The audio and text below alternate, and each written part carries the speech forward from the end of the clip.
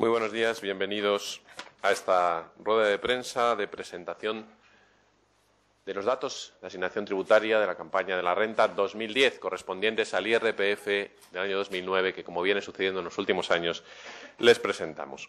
Comparece don Fernando Jiménez Barrio Canal, vicesecretario para Asuntos Económicos de la Conferencia Episcopal Española, y el obispo auxiliar de Madrid, secretario general y portavoz de la conferencia, monseñor Martínez Camino, que tiene ya la palabra para darles lectura a la nota de prensa que les hemos entregado.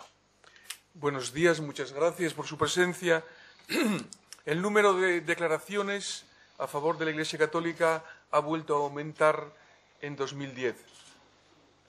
A pesar de la situación de crisis, ha habido casi 66.000 declaraciones más que el año pasado, aunque la recaudación disminuye en 3.225.000 euros.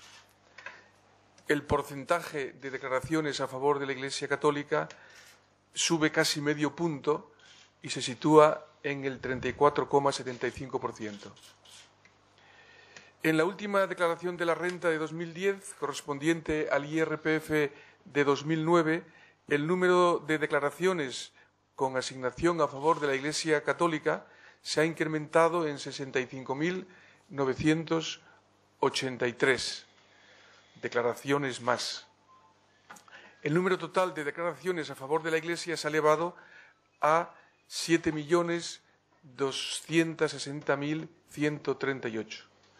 En tan solo 3 años se ha producido un aumento de casi 800.000 declaraciones, exactamente 777.983.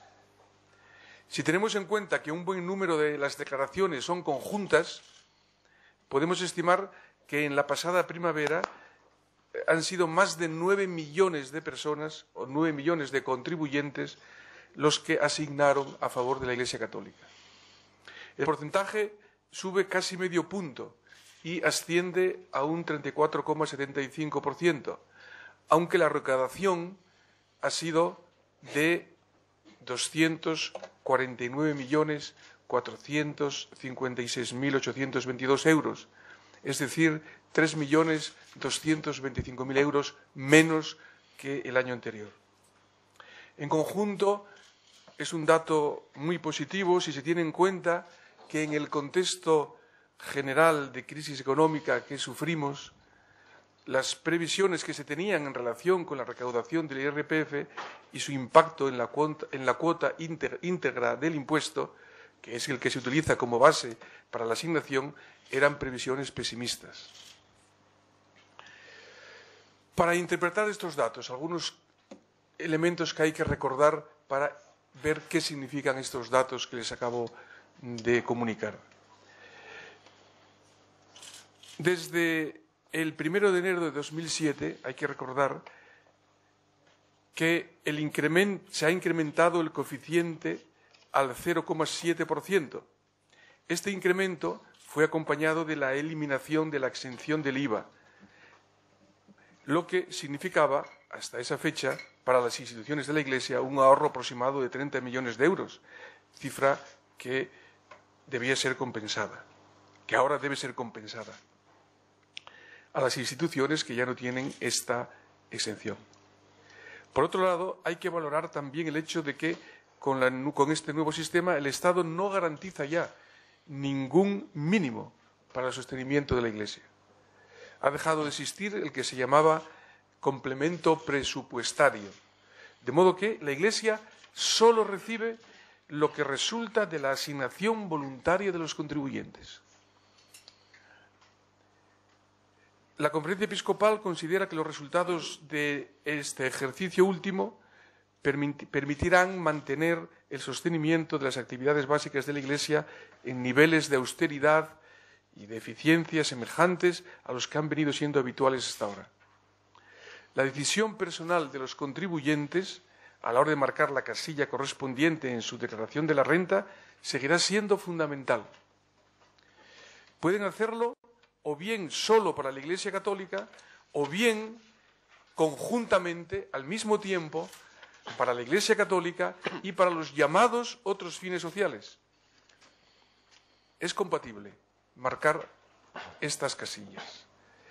Ninguna de las dos opciones significa para el contribuyente que vaya a tener que pagar más, ni que le vayan a devolver menos. El nuevo